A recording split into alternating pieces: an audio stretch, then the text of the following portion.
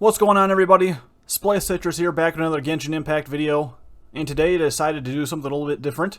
I'm going to be taking you through the story profile for the Raiden Shogun here, as well as the voiceover lines for English anyway. So let's go ahead and get started. Character details. Since the dawn of life, humankind has always borne an intense yearning for and curiosity about the world. This is the anchor point of their cognition and is the foundation of all reason. The world of the people of Inazuma is also thus. There, thunder, lightning, wind, and rain were primordial facts of life, as well as light and the sea, and the Raiden Shogun. Babes nestling in their mother's arms hear tales of the Shogun's slaying of many gods and conquering of other races. When young men and women roam the islands, they see the gorge split asunder by a blade of lightning and the pale, still standing bones of the giant snake. Soldiers take to the battlefield with glory to the Shogun, her everlasting reign upon their lips. The people work in contentment and peace, knowing that the Shogun and her loyal Tri-Commission are there. The great name of the Raiden Shogun has long shaken off the shackles of mere life, becoming the eternal traditional belief of Inazuma. People trust in this great name and its might, believing that their descendants shall witness the same sights, that the same faith will form the foundations of their inner worlds, and that this will pass on from generation to generation. This is the eternal paradise that the almighty Shogun promised her people. Character Story 1. The true name of the Raiden Shogun is Raiden A. In her long road, she has witnessed the price that Inazuma has had to pay for progress over the hundreds and thousands of years. The happiest years of her life had passed her by, and those she once considered friends became her foes. In the end, she even lost the reason for which she had wielded her sword. Where there is progress, there must be loss. A believed that this was the ironclad rule of the world, with time as its merciless enforcer. The greatest and most prosperous nation of men collapsed overnight, and even that most ancient Liwa harbor would say farewell to its Geo-Archon. The winds of parting came whistling in from the outer edge of time. However, resounding the Raiden Shogun's name centuries later, millennia later, someday, Inazuma would lose the protection of its deity. As a warrior, she was wary of all foes, even if that enemy was a crisis as intangible as time's passage. She had to find a countermeasure, a weapon she could use to defeat it in time.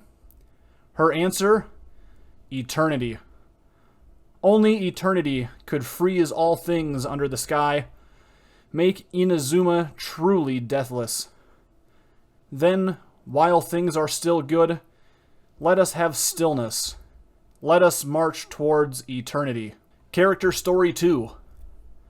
For beings with a perishable form of flesh to pursue eternity, they must first solve the unavoidable problem of lifespan. This limited time troubled A greatly, until one day when a mysterious technique came before her eyes as if by a stroke of fate. Using such techniques, one could create intricate puppets indistinguishable from true life. In theory, this puppet could perfectly imitate everything about A. It could surpass the limits of her lifespan and defend Inazuma forever.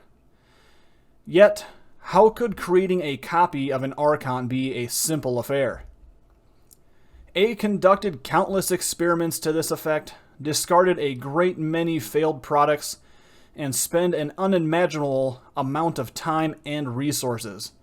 But at last, by her dogged pursuit and warrior's spirit, she was able to create a flawless puppet. The newborn Raiden Shogun sat there silently, listening to A speak all about her, and even about them. The future of Inazuma was here, inscribed upon a gorgeous blueprint. The automaton had but one question to ask A.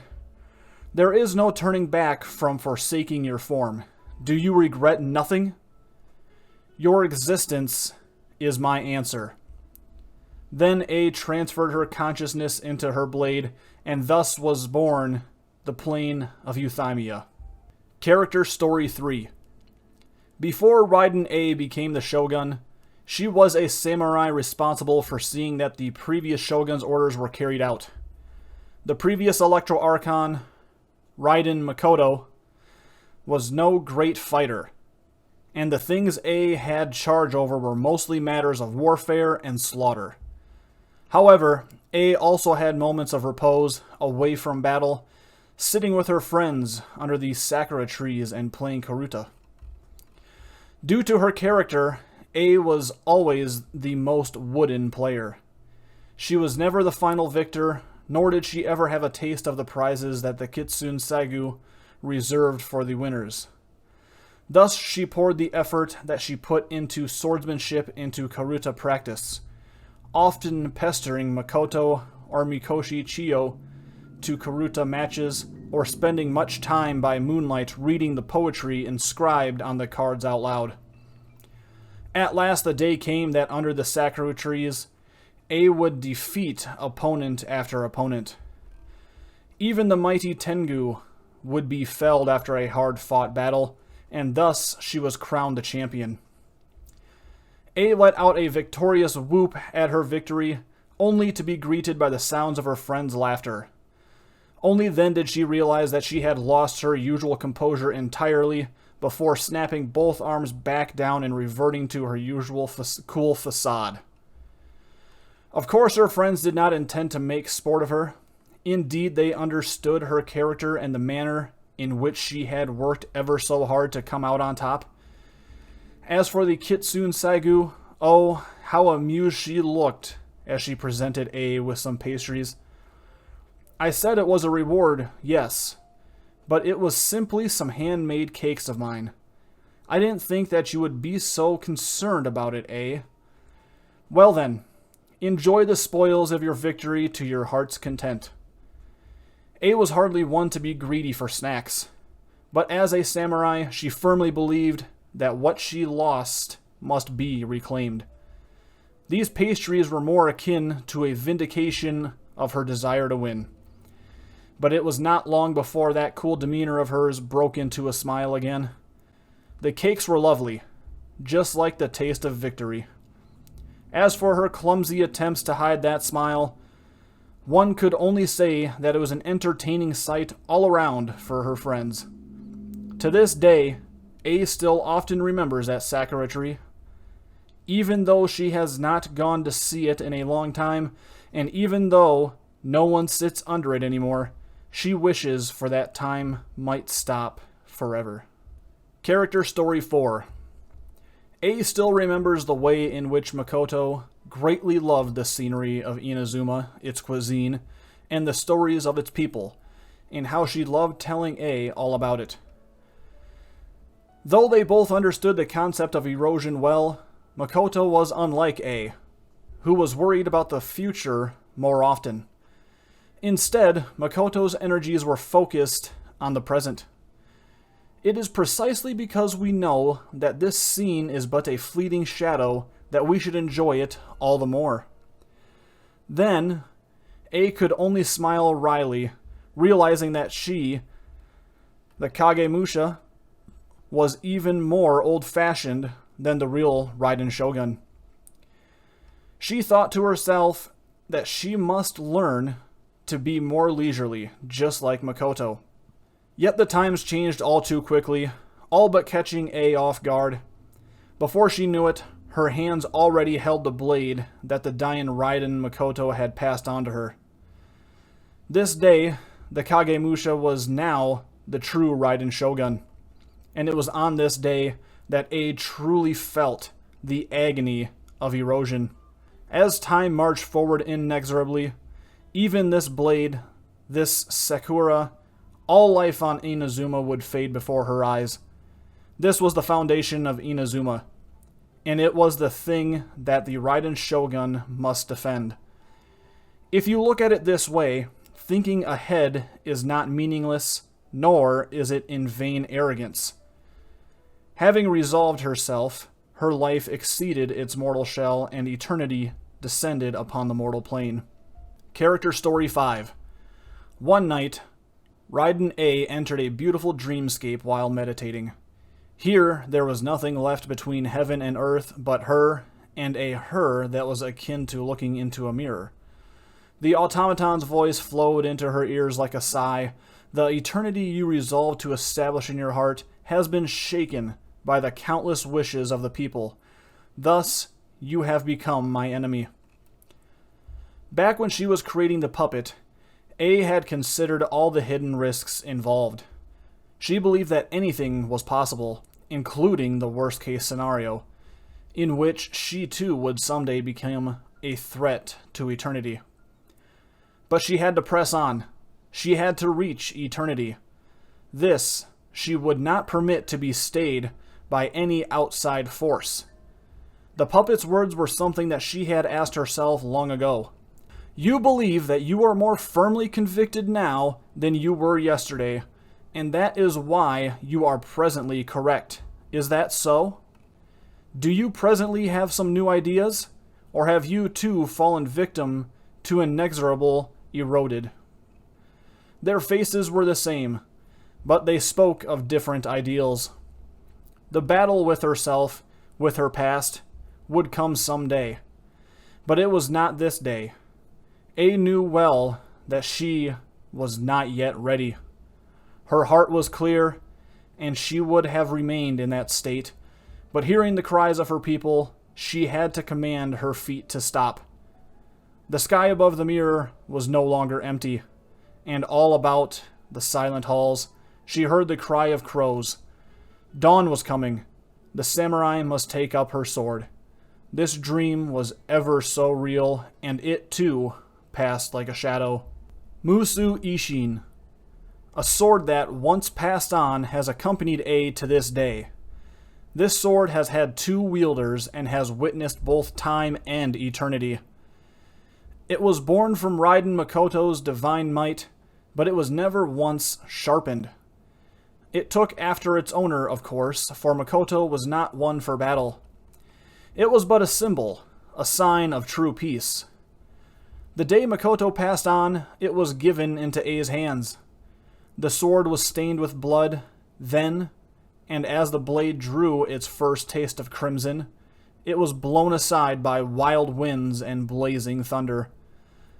Makoto gave it the name Musu Ishin, and desired to have it witness an Inazuma as lovely as a dream and the noble hearts that dwell in this world. A did not change its name, for she, too, had looked out over that vast scene of beauty, and a stronger that was purer and stronger still was birthed in her heart thereby.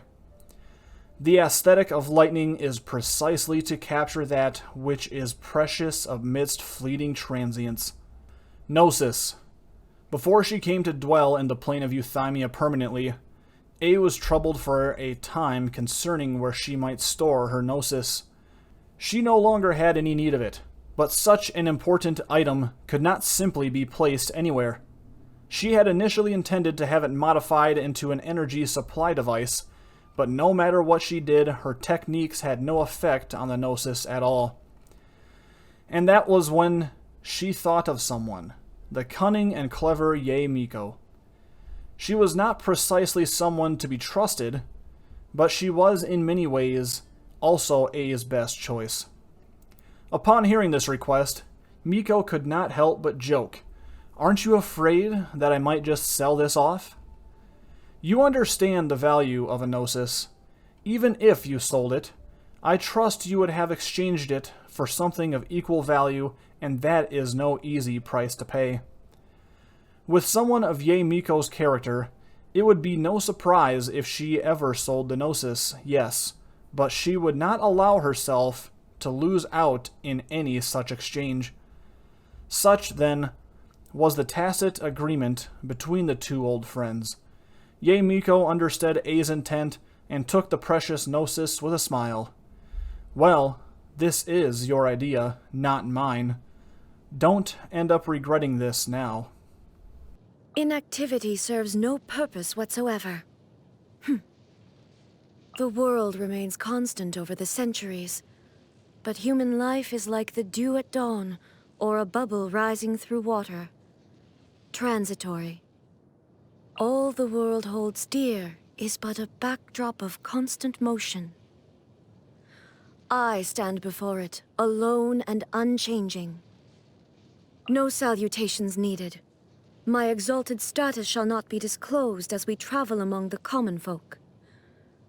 I acknowledge that you are a person of superior ability.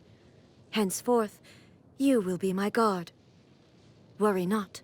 Should any danger arise, I shall dispose of it. Rainfall alone does not constitute a storm. Thunder is required. Oh, dear me. That didn't frighten you, did it? After all, you are in the presence of the most supreme and terrifying incarnation of lightning in the whole of Teyvat. The Winter Shogun approaches. Clear skies can do nothing to hide the brilliance of lightning. Divine bolts can strike even in the absence of rain. Do you see that tree? Wait, you understand? So, demonstration is not required. Good. Yawning without covering your mouth. Uncouth. I will pardon your rudeness this time. Good morning to you, too. Time for dessert. What? Why not? What do you mean entrees come first? They were only indulging me because I am the Shogun? Huh.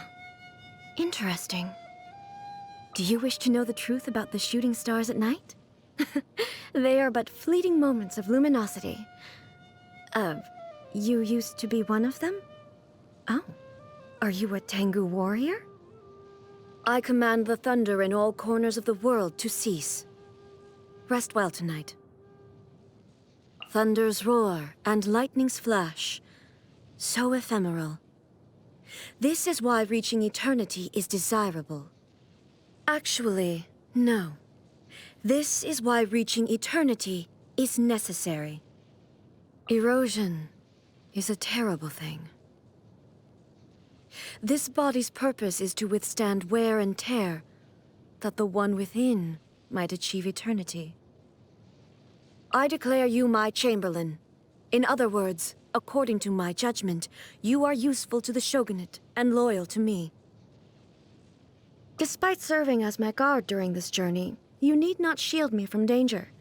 The Shogun's constitution is rather robust, and in the event she does break down, we can simply get a replacement.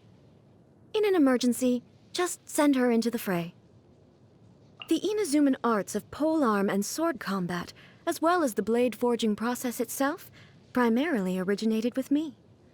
Since then, they have branched out and blossomed into a variety of techniques according to each master's individual aptitude. What would you say to another sparring session? If you emerge unscathed again, I'll let you found your own martial arts tradition in Inazuma. The drive to advance and evolve in the martial arts is truly unstoppable. Really? So in all this time, no new electrovisions have appeared in the outside world? Well, what I can say on this topic is subject to certain constraints, but it is not by my will that visions are granted or denied. The key is people's desire, and, well, there's another side to it too. No, I have nothing to share with you at this time. But you use elemental energy without the aid of a vision. How is this possible? Please enlighten me. Her body may have perished, but she became the sacred Sakura. This too is a form of eternity. That girl. She used to be the kind of person who could easily be swayed with some fried tofu. It's a relief to see how shrewd and resourceful she's now become. Still, I have to admit that I was a little upset to become the target of her scheming myself. I know it was for my own good, but I'm afraid she will mock me the next time we meet. Perhaps I should take the initiative and strike her first. She'll dodge it anyway. Kamisato. One of the most distinguished clans in all of Inazuma. Despite Ayato's trickery in regard to the Tri-Commission's affairs, he is nevertheless a loyal subject. His past misdeeds shall be excused. Kamisato. One of the most distinguished clans in all of Inazuma. Huh? That's exactly what the Shogun said? Well, Ayaka's also well versed in the art of the sword. A loyal and righteous subject, and an accomplished warrior. She is worthy to be called a hero. With an heir of such great promise, the future prosperity of the Kujo clan is assured. Who? Ah, the firework maker. A manufacturer of fleeting illusions, enamored with the realm of fantasy and imagination, but a subject of mine nonetheless. Fireworks were released on Tenryou Commission property? By whom? Her? I can't deny that I am somewhat culpable in the events that led to him being almost stripped of his vision, but I rather think the Shogun should be the one to extend a formal apology to him. Okay, fine. I'll give it some more thought. Indeed, it was I who slew Orobashi. But I also allowed the people of Sangonomiya to continue worshipping it as the Watatsumi Omikami, so that it might enjoy their offerings. Now, Sangonomiya has destroyed the local Narukami shrine and rebels against the shogunate. As the divine priestess representing the Watatsumi Omikami, she must be held accountable. He came about as a byproduct of creating the shogun. Perhaps it's because I feel like I owe him something, but I do not wish to assert control over him. Who? I had an opportunity to feast with him once, back when I was just a Kagemusha attending a gathering of the gods. So he's made his choice. Be that as it may, I don't believe his story is anywhere near finished yet. That's the name the animal Archon takes these days, is it? Truth be told, from the very first moment I met him, I could somehow sense that we were not going to get along. Also, he sure can drink a lot. State your query. To the point. On stormy days, the people of Inazuma chant Kuwabara, Kuwabara, believing that this will protect themselves from being struck by lightning. You need not worry about any storm summoned by my own hand. They will bring you no harm. Lightning storms that occur naturally, however, can be more unpredictable. The account given in the book, Treasured Tales, is largely an accurate one. At that time, she was preoccupied with various domestic matters within the island, so as her Kagemusha, I assumed her identity and joined the troops dispatched to pacify Watatsumi. After this point, however, the story turns into mere wishful thinking. Back then, I was just a martial artist wrapped up in all the fighting, not a social reformer or a moral leader. Perhaps my pursuit of eternity is nothing more than a form of escapism. In the end, the path I took was like that of a turtle who hides in its shell. Still, turtles have always been a symbol of longevity. Perhaps in order to reach eternity, one has to follow their example. I'm fearful because of what I witnessed 500 years ago. Her demise and that thing. But if it were you, everyone would be safe. You would have saved the world. Just like I cherish the memories of everything in Inazuma.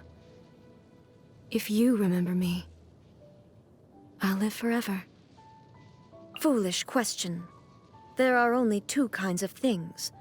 Those that must be done, and those that must not. Don't try and get me to cook. I can take care of anything else, but not that. Oh, don't listen to the Shogun. Desserts. Cavities are no big deal. You can just replace your teeth. Anyway, I just don't see how desserts can pose a serious obstacle to my pursuit of eternity. Foolish question. There are only two kinds of foods. Those that must be consumed to nourish the body, and those that harm it. Is today the day of your creation? Return to the city with me. I will read out a speech for you in front of all my attendants. Embarrassing? Huh. Understood. Happy birthday. Let's celebrate together and make it a moment to remember for the whole year until your next birthday celebration, and so on and so forth. Then, you shall have an eternity of happiness.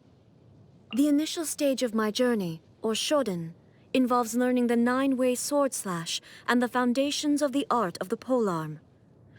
There is no great variation from other traditions at this point. Or rather, it is the other traditions that do not differ from mine. At the intermediate stage of my journey, or Chuden, the art of the sword focuses on the study of various stances and transitions. The art of the polearm, slashes and backslashes. The final stage of my journey, or Kaiden, is the study of the most profound techniques. Unavoidably, these draw heavily on elemental power, rendering them beyond the capabilities of most mortals. Most practitioners of other traditions are unable to ever reach this level. The profoundest of the profound is the Muso no Hitotachi, a sword art without parallel in all the world. With you as my sparring partner, I can perfect that technique even further. Shine down! There is no escape! Illusion shattered! Torn to oblivion! Now you shall perish! Inazuma shines eternal! Transcend all constraints. Erase all threats. Remove all obstacles. The mortal plane, a fleeting dream. Detached from the world. The thunder falls silent. Insolent. Absurd. What is the situation? Stay close and you will live. The campaign begins.